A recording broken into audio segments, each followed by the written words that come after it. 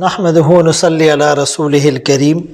ایک زہریلا اور بدبودار پروپیگنڈا اسلام اور اہل اسلام کے خلاف یوں کیا جاتا ہے کہ اسلام عورت کو حقوق نہیں دیتا۔ یہ پروپیگنڈا آج سے نہیں برسوں سے کیا جا رہا ہے۔ 1913 میں مصر کی ایک خاتون جس کا نام ہدیٰ شعراوی تھا، اس نے پردے کے خلاف ایک کمپین چلائی، ایک تحریک چلائی، اور اس کی تحریک نے اتنا زور پکڑا کہ 1923 میں مؤتمر النساء اٹلی کے اندر ان کی ایک بہت بڑی کانفرنس ہوئی، سیمینار ہوا، گیدرنگز ہوئی، اور اسلام کے خلاف اور اہل اسلام کے خلاف اس میں زہر اگلا گیا۔ سب سے پہلے ان کا نعرہ یہ تھا کہ عورت کے چہرے سے نقاب ہٹایا جائے، پردے کو ہٹایا جائے۔ اس سے ان کو سانس لینے میں دشواری ہوتی ہے، ان کا دم گھٹتا ہے، اور مختلف بیماریوں کے اندر عورت مبتلا ہو سکتی ہے۔ نقاب ہٹانے کے بعد دوسرا وار یہ کیا کہ گھر کی چار دیواری سے عورت کو نکالنے کی کوشش کی گئی، حالانکہ قرآن کا حکم یہ تھا وَقَرْنَ فِي بُيُوتِكُنْ، یہ اپنے گھروں میں قرار پکڑے، یہ گھر کی ملکہ بن کر رہے۔ وَلَا تَبَرَّجْنَ تَبَرُّجَ الْجَاهِلِيَّةِ الْأُولَى، یہ زمانہ جاہلیت کی طرح بناؤ سنگار کر کے، فیشنیبل ڈیزائننگ والا لباس پہن کر، شو پیس بن کر وہ باہر نہ نکلے۔ قیامت کے قریب ایسی عورتیں آئے گی کاسیات عاریات مائلات ممیلات، وہ کپڑے پہنے ہوئے ہوگی لیکن برہنہ ہوگی، وہ مردوں کو اپنی طرف مائل کرے گی اور خود مردوں کی طرف مائل ہوگی۔ ان تمام اسلامی تعلیمات کو پس پش ڈالا گیا۔ عورت کے چہرے سے نقاب ہٹنے کے بعد اس کو گھر کی چار دیواری سے نکالا گیا۔ حالانکہ اسلام نے عورت کو جو پردے کا حکم دیا اس کے کچھ درجات ہیں۔ سب سے پہلا درجہ یہ ہے پردے کا کہ عورت گھر سے نکلے ہی نہیں۔ دوسرا درجہ، اگر یہ ان کیس کسی مجبوری سے نکلتی ہیں تو محرم کے ساتھ نکلے۔ تیسرا درجہ، یہ پردہ کر کے اپنے چہرے کو ڈھانپ کر نکلیں۔ تو پھر نقاب کے بعد اس کو گھر کی چار دیواری سے نکلنے کے لیے آمادہ کیا گیا۔ اور تیسرے درجے میں تیسرا وار یہ کیا کہ اس کو مخلوط گیدرنگ میں، مکس گیدرنگ میں، مرد اور عورتوں کے نظام کے اندر ان کو پھیلا دیا گیا، جکڑا گیا، اور پھر یہ نعرہ لگایا گیا کہ عورت بھی تو انسان ہے۔ What is the difference between them؟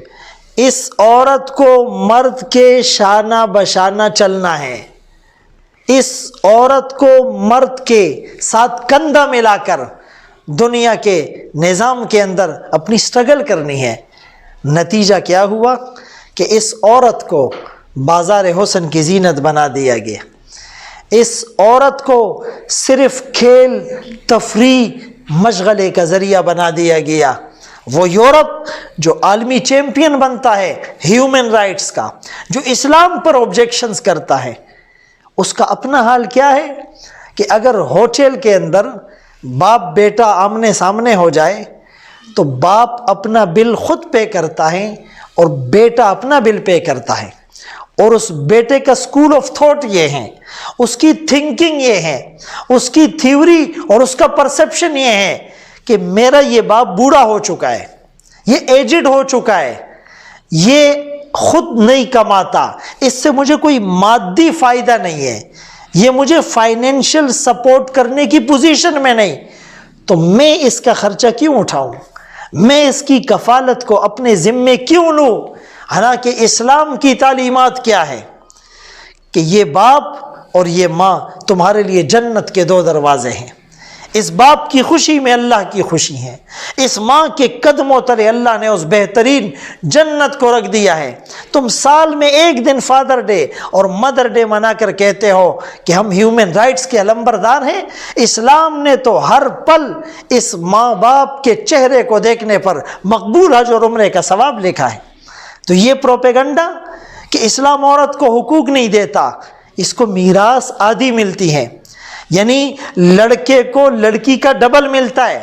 للذکر مثل حظ الانثیین، اس کو یہ جسٹیفیکیشن کرتے ہیں، اس کو یہ جواز بناتے ہیں اور دوسرا اعتراض کہ 2 عورتوں کی گواہی ایک مرد کے برابر ہے۔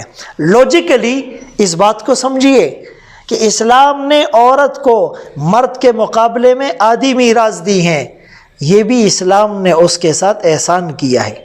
عورت کے اوپر تو اپنا معاشی کوئی بوجھ ہی نہیں، جب یہ لڑکی بچی پیدا ہوئی تو اس کا کفیل اس کا باپ ہوتا ہے، جب یہ بڑی ہو گئی اس کی شادی ہوئی تو اس کا کفیل اس کا شوہر ہوتا ہے، شوہر کے انتقال کے بعد اس کے بیٹے بڑے ہو گئے تو اس کا کفیل اس کا بیٹا ہوتا ہے، کسی کا بیٹا نہ ہو تو اس عورت کا کفیل اس کا بھائی ہوتا ہے۔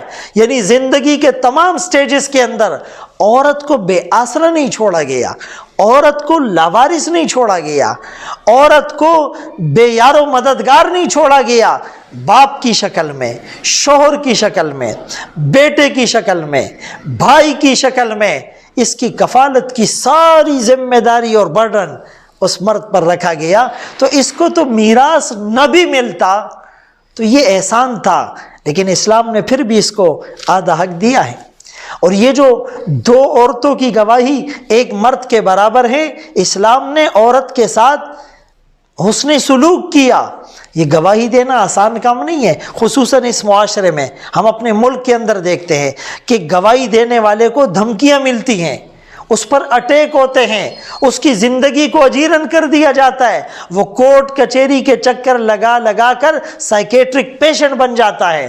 تو یہ ذمہ داری تھی، یہ ایک رسپانسبلٹی، یہ ایک بوجھ تھا جو اسلام نے اس کمزور عورت پر، جو فزیکلی بھی کمزور ہے، اس پر اسلام نے اس بوجھ کو ڈیوائیڈ کر دیا کہ 2 عورتیں مل کر اس بوجھ کو اٹھائے۔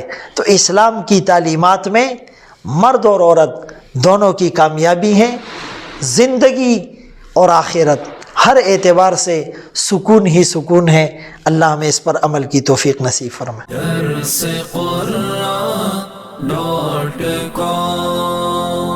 www.darsequran.com